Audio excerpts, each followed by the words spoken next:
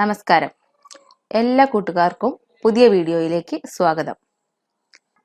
8ാം ക്ലാസ്സിലെ ബയോളജിയിലെ രണ്ടാമത്തെ അധ്യായമായ കോശജാലങ്ങൾ അഥവാ സെൽ ക്ലസ്റ്റേഴ്സ് ആണ് നമ്മൾ ഈ വീഡിയോയിൽ ചർച്ച ചെയ്യുന്നത്.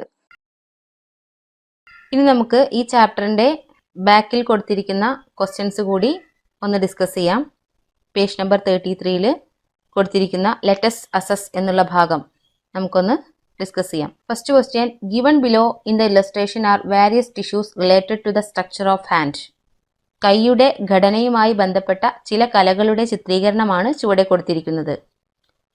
Observe the illustration and write the alphabet suitable to each statement. ചിത്രീകരണം നിരീക്ഷിച്ച് താഴെ നൽകിയ പ്രസ്താവനകളുമായി ബന്ധപ്പെട്ട കലകളെ സൂചിപ്പിക്കുന്ന അക്ഷരം എഴുതുക.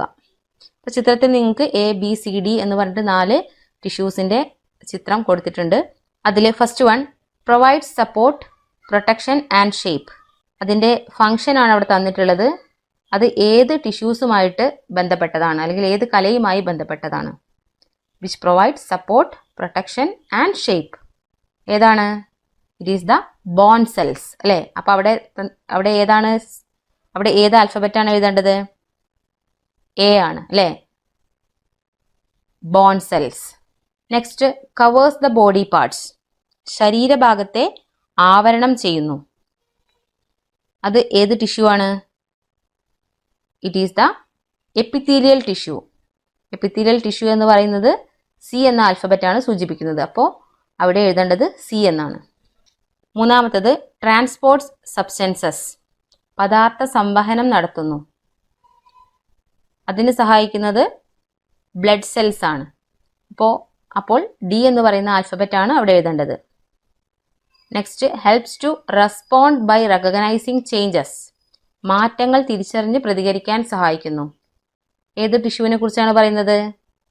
യെസ്, നെർവസ് ടിഷ്യൂസ് അല്ലെങ്കിൽ നാഡീകല.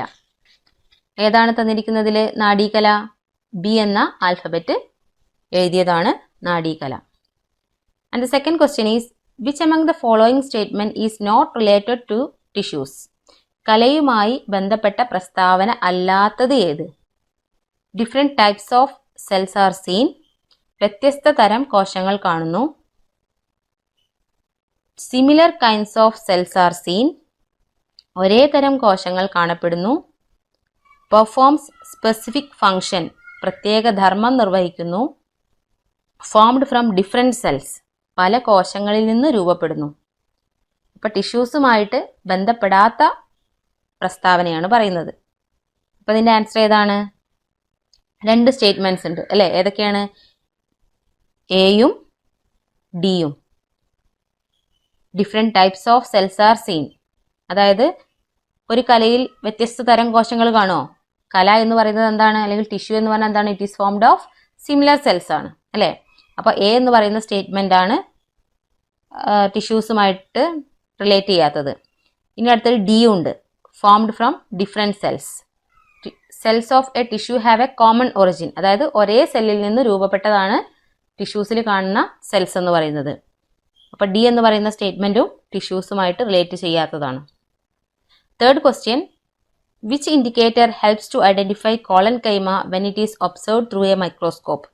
മൈക്രോസ്കോപ്പിലൂടെ കലകൾ നിരീക്ഷിക്കുമ്പോൾ കോളൻകൈമയെ തിരിച്ചറിയാൻ സഹായിക്കുന്ന സൂചകം ഏത്?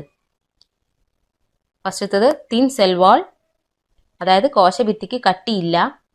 യൂണിഫോംലി തിക് സെൽ വാൾ, കോശഭിത്തിയുടെ എല്ലാ ഭാഗത്തും കട്ടിയുണ്ട്. No nucleus in the cell, കോശത്തിനുള്ളിൽ മർമ്മമില്ല. Only corners of the cells are thick, കോശങ്ങളുടെ മൂലകളിൽ മാത്രം കട്ടി കൂടിയിരിക്കുന്നു. ഇതിൽ ഏതാണ് കോളൻകൈമയുമായി ബന്ധപ്പെട്ട indicator? Yes, the last one, D. Only the corners of the cell wall are thick, അതായത് കോശങ്ങളുടെ മൂലകളിൽ മാത്രം കട്ടി കൂടിയിരിക്കുന്ന സെൽസ് ആണ് കോളൻകൈമ. അപ്പോൾ ആ കോർണേഴ്സിന്റെ തിക്നെസ് നോക്കിയാൽ നമുക്ക് മൈക്രോസ്കോപ്പിലൂടെ കോളൻകൈമയെ തിരിച്ചറിയാൻ കഴിയും. നിങ്ങൾക്കെല്ലാവർക്കും ഈ ക്ലാസ് മനസ്സിലായി എന്ന് കരുതുന്നു. മറ്റൊരു വീഡിയോയിലൂടെ വീണ്ടും കാണാം.